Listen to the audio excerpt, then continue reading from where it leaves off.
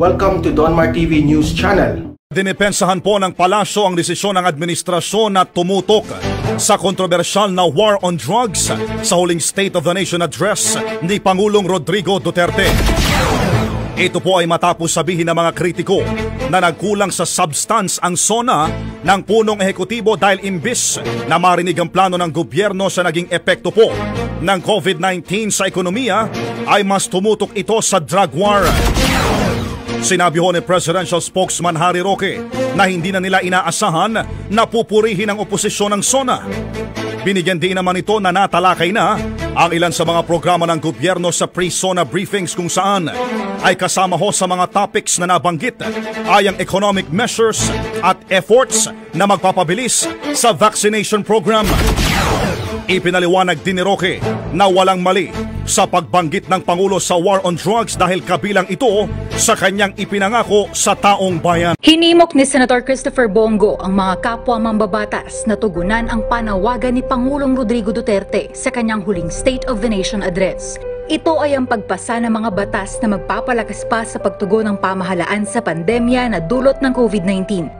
Partikular sa issue ng healthcare system sa bansa para maging proactive ang pagtugon laban sa paglaganap ng ibang sakit sa hinaharap. Noong Mayo 4 lang, inihain ni Go ang Senate Bill No. 2158 na lilikha sa Philippine Center for Disease Control and Prevention. Ang CDC ang magsisilbing lead agency ng bansa na babalangkas na mga hakbang laban sa anumang mga nakakahawang sakit sa ating bansa.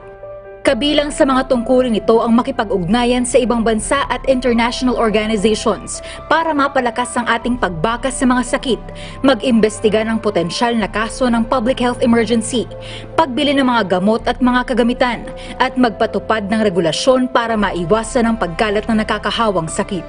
Nakabinbin ngayon ang panukalang batas sa ilalim ng subcommittee na pinamumunuan ni Senator Pia Cayetano sa ilalim ng Committee on Health.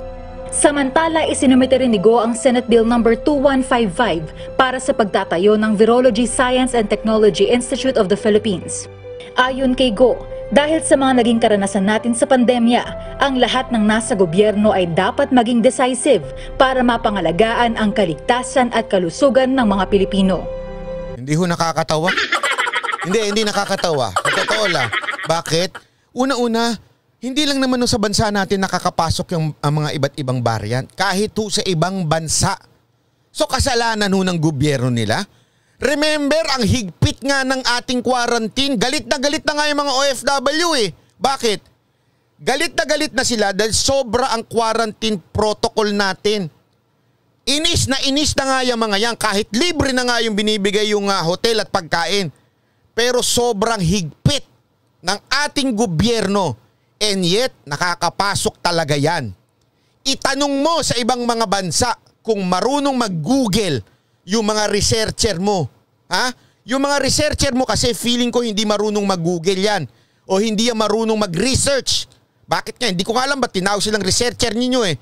Bakit? Ibang bansa, kahit mga first world country, pinasok ng iba't ibang variant. And hindi lang Pilipinas yan. Tayo lang ang bansang sinisisi ang gobyerno dahil pumasok yung variant na yan. Okay? Pwede nang pumasok sa bansa. Kung sino nagpapabaya dyan, dapat papapanagutin natin. Diba? Unang-una, okay na may SARS-CoV sa atin. In problem solving, you must find and accept the problem. Sampal sa inyo yan, sir.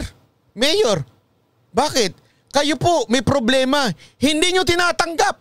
Ano sagot niyo? It's a good problem. Nung nasabing nasa lubog yung mga paano mga tao, it's a good observation. Ganon nyo ho ba i-accept ang problema, sir? First, don't deny it. Sandali. Sabi niya, you should accept the problem, don't deny it. Sir, parang baligtad. Parang kayo ho ata yun May problema eh. May problema sa inyong lungsod ng pagpila, may problema ng social distancing, may problema na lumulubog sa baha mga paa nila, and you don't accept it. You continue to deny it, then... Ikaw ang deny ng deny, sir. May problema, hindi nyo ba... Ito Yorme, nagrereklamo ang mga taga Manila. May problema. Kayo lang sir ang sa tingin kong deny ng deny sa problema ng taong bayan nyo dyan. Yung problema ho ba yung reklamo nang galing sa amin? Tanungin kita, Mayor Yorme Isko Moreno. Ha? Yung problema ba nang galing sa amin? Hindi. Yung problema nang galing doon sa mga taong pumila dyan. Doon galing. Ibino-voice out lang namin dahil hindi sila nyo pinapansin. Hindi sila napapansin dyan. So kami na nagbo-voice out. To the point nga na napansin na ni Pangulong Duterte. At sinabi niya, bakit ganyan yan? Eh, simple-simple lang yan. Bigyan mo lang ng stab yan. Diba? Sir, medyo hanggang ngayon, in denial pa rin po kayo. Leaders will be wrong in assessing things. But be that as it may, nandiyan na yan eh. Huwag na tayo magturo. Alam na natin kung sino palpak.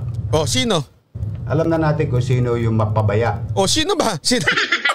Natatawa ako nung sino daw yung palpak? O, tanongin kita, sir, sino sa tingin mo? Sino yung bakit hindi inaayos yan? Bakit hindi ilipat yan? Ang daming eskwelahan na walang pasok. Si Pangulong Duterte na nga nagbibigay ng sa'yo, solusyon, hindi mo magawa. Ang daming eskwelahan dyan, walang pasok. Bakit hindi nyo ikalat? Para hindi magsiksikan ng mga tao. Oh. Alam na natin kung sino yung puro ngawa. Puro ngawa? Oh. Sino sa tingin mo puro ngawa, sir? Diba yung puro ngawa, yung mga hindi nagbibigay ng solusyon? Kami nagbibigay ng solusyon sa'yo, ayaw mong tanggapin. My question is, si COVID-19 ba titigil kapag umulan? Grabe. No wonder, yung argument ng mga vlogger mo, ganyan din. Ang argument niya kasi, yung COVID daw ba titigil pag tag-ulan? Sir, the point is not the rain. It's not the flood. It's the people in the flood. Napa-English ako dahil sa'yo, Yorme. You don't see it. Yorme, Mayor. The problem is not the flood. The problem is not the rain. The problem is the people in the flood. Yun ang solusyonan mo, Mayor. Si COVID-19 ba titigil kapag Sabado hindi nagtatrabaho? Ayan, titigil daw ba pag Sabado? Oh, eto argument niya pakinggan ninyo. Oh. Yung mga gobyerno na yon. Opo.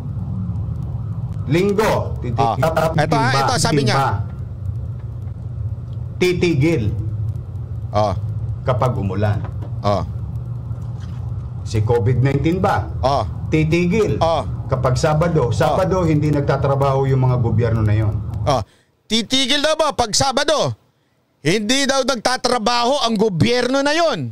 Which is, sigurado ako, ang pinupuna na dito yung national government. Hindi daw ba, titigil yan pag Sabado at hindi daw nagtatrabaho pag Sabado. O, ano pa? Opo. O.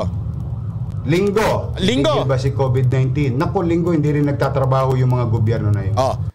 Sabado at Linggo hindi daw nagtatrabaho ang mayor, ang national government.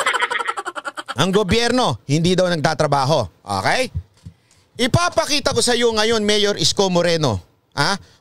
Mayor Yorme Isko, kung ano man ang gusto mong pangalan. Ipapakita ko sa inyo ngayon na you are deceiving the people.